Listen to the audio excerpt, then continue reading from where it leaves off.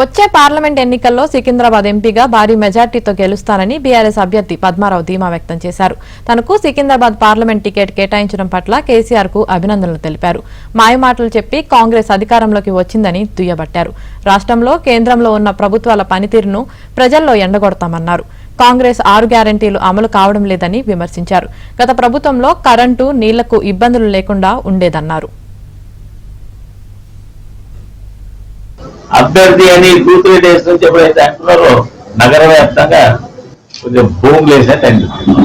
ఫోన్లు అది ఇది బాగా ఇది అఫీషియల్ ప్రకటన జరిగింది.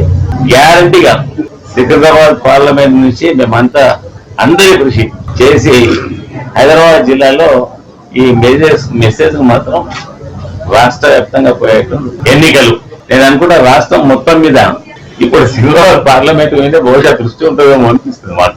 సికింద్రాబాద్ పార్లమెంట్ ఇలా 7 అసెంబ్లీ నియోజకవర్గాల మేము అందరూ విజయాన్ని సాధించిన ఒక మహారాజ్ గంజ్ అంటే దేవన్ నుంచి అక్కడ నాంపల్లి ఒక విధమైన వాతావరణం ఉంటుంది. మీకు అందరూ కూడా తెలుసు ఆడ అక్కడ రాజశేఖర్ ఉంటుండే ఆయన తప్ప మేమంతా విజయాన్ని సాధించాం.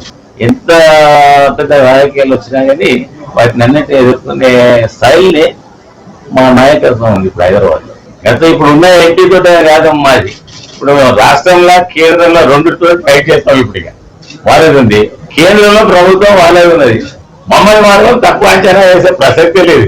ఓసారి ఏముంటుంది అంటే రాష్ట్ర ప్రభుత్వంతో ఎన్నికలలో పోట్లాట ఉంటుంది. ఇప్పుడు మా పోట్లాట అనేది కేంద్రం రాష్ట్రం 2 ఖచ్చితంగా ఈ ఎన్నికల గ్యారంటీగా విజయం సాధించారు.